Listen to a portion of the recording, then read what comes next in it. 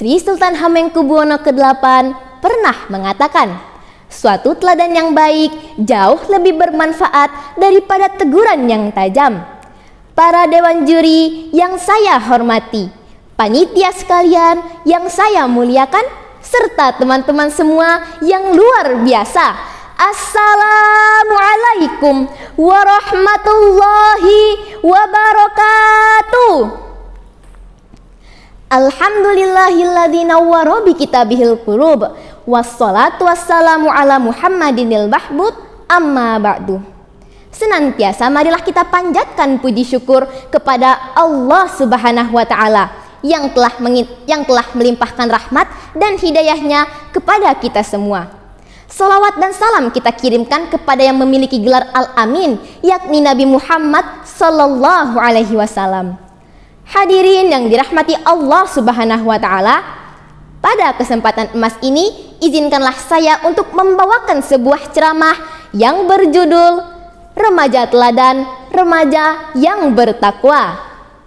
Hadirin yang dirahmati Allah Subhanahu wa taala, teladan merupakan suatu sifat yang baik untuk ditiru atau dicontoh karena ia berpengaruh besar bagi siapa saja yang ada di sekitarnya. Teladan juga merupakan hal yang harus dilakukan secara konsisten sehingga dapat menjadi kebiasaan di kesehariannya.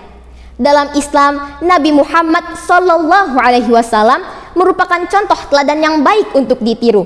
Sebagaimana firman Allah Subhanahu wa taala dalam Quran surat Al-Ahzab ayat 21 yang berbunyi, Bismillahirrahmanirrahim. Laqad kana lakum fi Rasulillahi uswatun hasanah liman kana yarjullaha wal yawmal akhir wa zakarallaha katsira. Artinya, sungguh telah ada pada diri Rasulullah itu suri teladan yang baik bagimu, yaitu bagi orang yang mengharap rahmat Allah dan kedatangan hari kiamat dan yang banyak mengingat Allah. Quran surat Al-Ahzab ayat 21. Hadirin yang dirahmati Allah Subhanahu wa taala, Rasulullah merupakan orang yang paling mulia untuk ditiru karena beliau merupakan orang yang paling bertakwa di sisi Allah.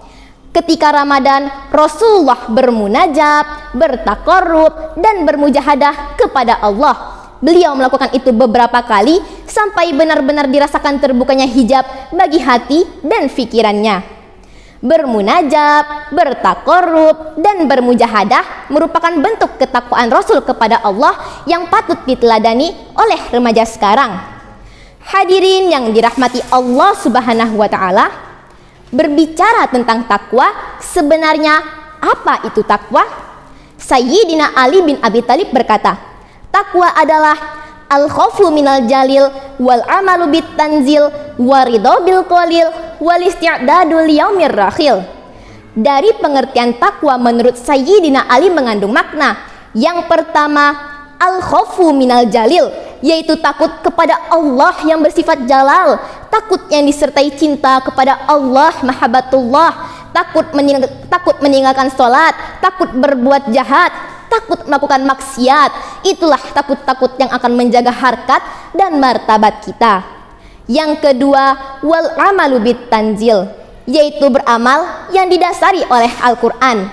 Orang yang bertakwa akan bersungguh-sungguh dalam beribadah, bertakwa, dalam beribadah, berserah diri, dan berbuat baik dalam yang didasari oleh Al-Quran dan hadis. Karena orang yang bertakwa takut jika amal ibadahnya tidak diterima, tidak dibalas, atau ditolak oleh Allah. Yang ketiga, waridho bil qalil, yaitu menerima atau ridho terhadap yang sedikit.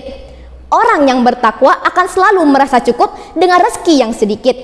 Rasulullah sallallahu alaihi wasallam bersabda bahwa jika Allah mencintai seorang hamba, ia akan memberikan rezeki yang cukup kepadanya. Yang terakhir, wal isti'dadu liyaumir rakhil, yaitu mempersiapkan diri untuk menghadapi hari akhir.